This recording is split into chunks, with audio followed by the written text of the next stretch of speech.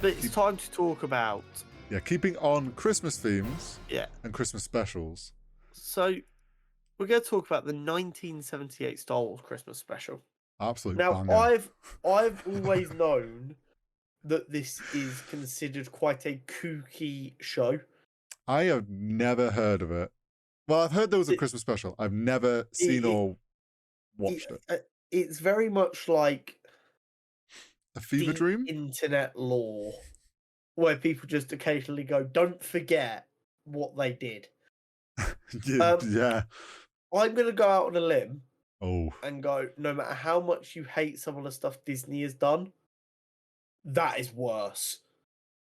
Yeah, that is definitely probably, like, say what you want about the Disney Star Wars films, but I feel like I've found a new low point for Star Wars.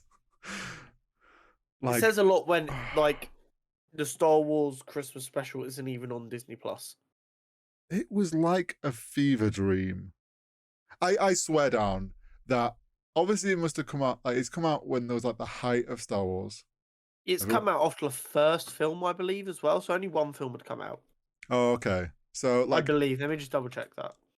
really probably riding the hype. They were like, oh, what if we made a Christmas special and sold it to all the network channels over the holiday season? That'd make us loads of money. A New Hope came out summer 77.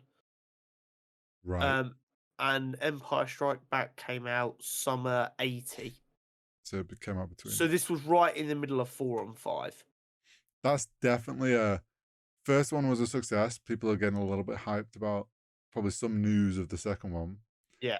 And then it's like, oh, we could make a holiday special and sell it to all the channels. Because obviously back then they would probably pay, like, it was all TV channels, so they'd just pay for stuff to be put on their channels. Yeah.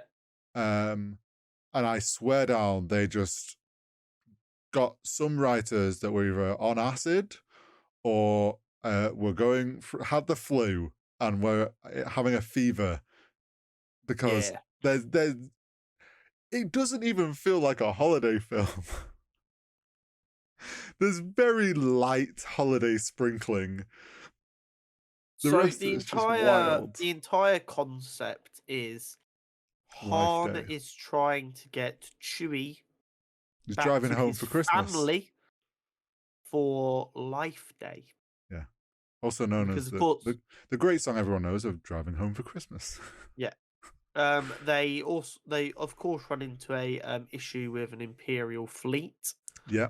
That slows them down, which leads to lots of nervous faces. Footage used from... Yes, it was. This leads... So basically, the first hour... The first at least 40 minutes before we get some English. Yeah, so, like, other than the occasional 30 seconds here or there, the first 40 minutes straight through is all in Wookiee. Now, I have no reason to believe that when that was initially aired, they translated it either. Oh no, this is before a period where they would do subtitles. So it's all supposed to be contextual, and you get bits of it.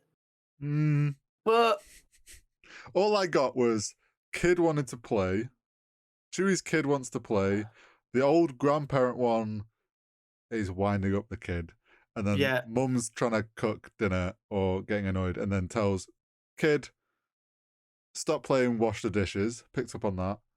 Other than that, don't really have a fucking clue what went on. Yeah. There's lots of wacky technology we've ever seen. Do you know what I thought? The Empire is portrayed in a very kind of... light-hearted... They're just the government kind of way. Yeah. Very... Not the same Empire we've seen in Andor. Let's put it that way. Bearing in mind, that Empire in Andor is... as they're building the Death Star. This is after the Death Star's been blown up. I don't want to imagine how horrible they would have been. Yeah, that's true. And I'm pretty sure we also know as canon now that A, Chewie doesn't have a family. Well, yeah. I wonder why.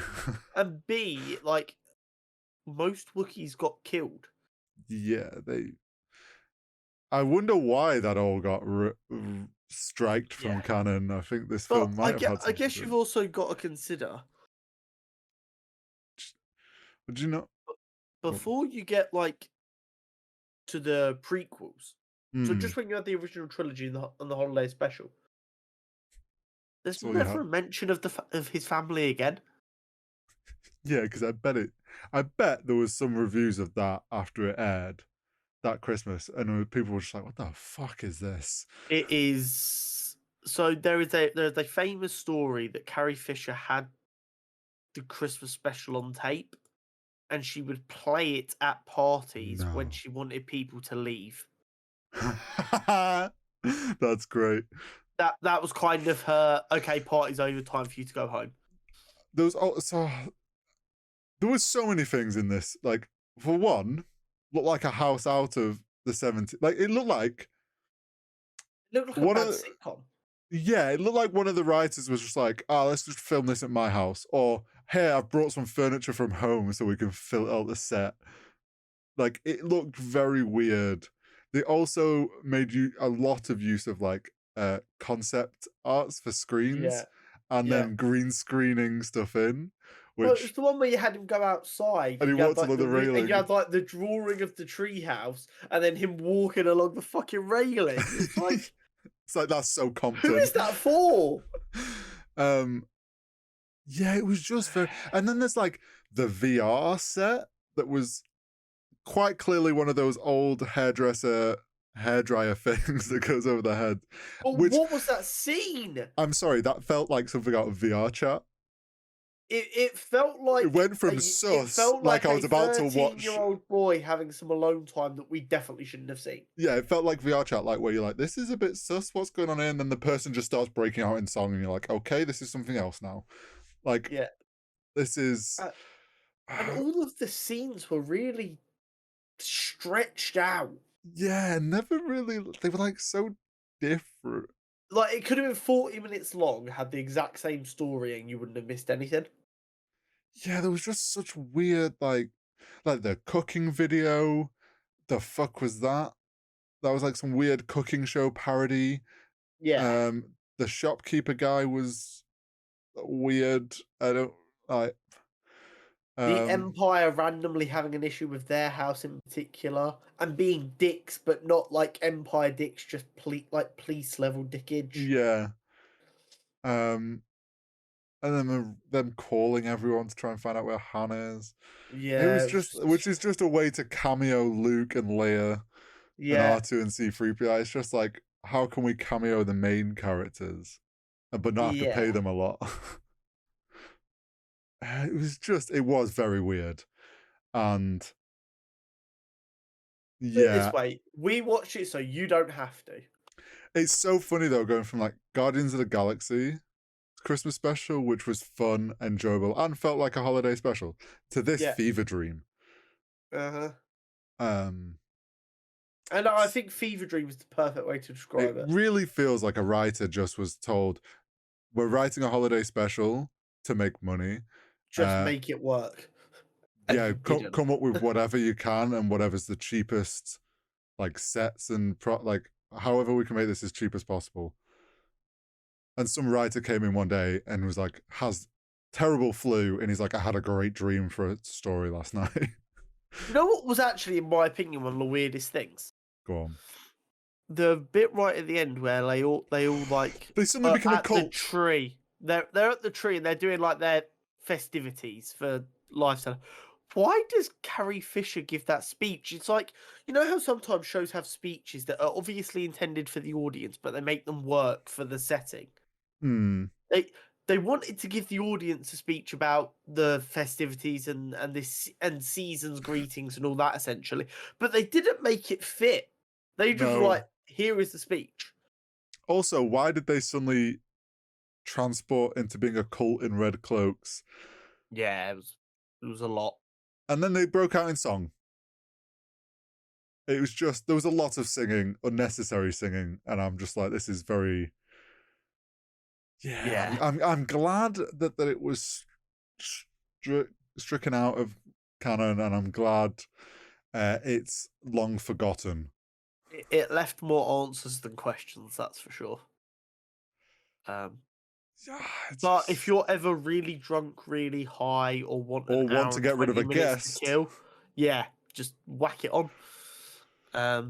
let's hope next week's special is, because we were going to do the I animated mean, one, it's an animated Marvel, like probably and at least it includes Santa. like 18 to 13-year-old is probably like the range they were going for with it.